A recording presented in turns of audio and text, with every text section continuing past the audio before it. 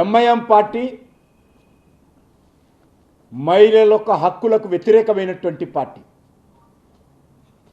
ఏ రకమైనటువంటి హక్కులు, ఏ రకమైనటువంటి అధికారాలు, అది సామాజికంగా కానీ, రాజకీయంగా కానీ, ఆర్థికంగా కానీ మహిళలకు ఉండకూడదని కోరుకునేటువంటి party Majlis party, MIM party. అలాంటి పార్టీతో కాంగ్రెస్ పార్టీ, అలాంటి పార్టీతో బీఆర్ఎస్ పార్టీ అంటకాగి ఈరోజు ఈ యొక్క రిజర్వేషన్స్ యొక్క చట్టాన్ని, నియోజకవర్గాల పునర్విభజన చట్టాన్ని ఈరోజు అడ్డుకుంటున్న విషయాన్ని సందర్భంగా మనవిస్తున్నాను. అంతేకాదు, మహిళల రిజర్వేషన్ జరిగితే ఓల్డ్ సిటీలో మహిళా పాపులేషన్ ఎక్కువ, మజ్లిస్ డామినేటెడ్ ఉన్నటువంటి ఏరియాలో మహిళల పాపులేషన్ ఎక్కువ. ఎక్కడ మహిళలకు మజ్లిస్ పార్టీ ఎమ్మెల్యేలు ఉన్నటువంటి ప్రాంతంలో, మహిళల ఎంపీ ఉన్నటువంటి ప్రాంతంలో ఎక్కడ మహిళలకు రిజర్వేషన్ జరుగుతుందనేటువంటి కుట్రతో, మహిళల మీద వివక్షతతో, మహిళల మీద అక్కస్తో, మహిళల మీద కక్షతో ఈరోజు ఎంఐఎం పార్టీ ఈ యొక్క రిజర్వేషన్స్ వ్యతిరేకిస్తుంటే దానికి రేవంత్ రెడ్డి వంత పాడతాడు, దానికి ఈరోజు కేటీఆర్ వంత పాడతాడు. నేను ఒకటే అడుగుతా ఉన్నాను, మత ఛాదస్యవాదంతో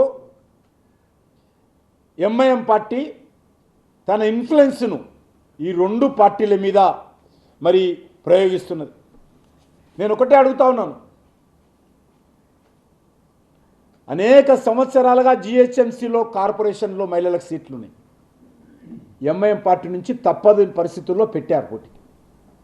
ఏ ఒక్క కార్పొరేటర్ పేరైనా సరే, సుమారు 30 సంవత్సరాలు అయింది కదా, మహిళా కార్పొరేటర్స్ అక్కడక్కడ మజ్లిస్ పార్టీ గెలుస్తున్నారు కదా, ఏ ఒక్క కార్పొరేటర్ అయినా, ఎవరైనా కార్పొరేటర్ పేరు హైదరాబాద్ నగరంలో చెప్పగలుగుతారా?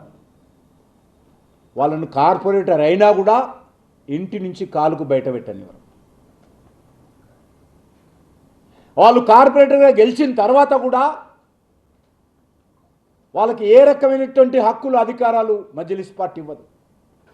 వంటింటి కుందేలుగానే చూస్తారు. వాళ్ళందరూ కూడా వంటకు మాత్రమే పరిమితం కావాలి,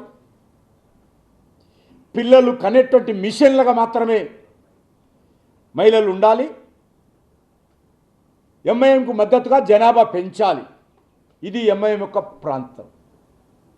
అంతే తప్ప మహిళల హక్కుల గురించి ఏ రోజు కూడా ప్రయత్నం చేయరు. నేను ఇంతకుముందు చెప్పినట్టు మహిళా కార్పొరేటర్స్ వాళ్ళ అధికారాలు ఏ రకంగా తొక్కి పెడుతున్నారో, ఏ రకంగా వాళ్ళ సెక్షన్ అణిచివేస్తూ ఉన్నారో మనకందరికీ తెలుసు.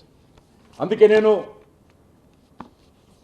తెలంగాణ ప్రజలను, తెలుగు ప్రజలను, దక్షిణ భారతదేశ ప్రజలను కోరుతా ఉన్నాను, దక్షిణ భారతదేశానికి మేలు జరిగే విధంగా ఉండాలనేటువంటిదే నరేంద్ర మోడీ గారు కొత్త ఫార్ములా.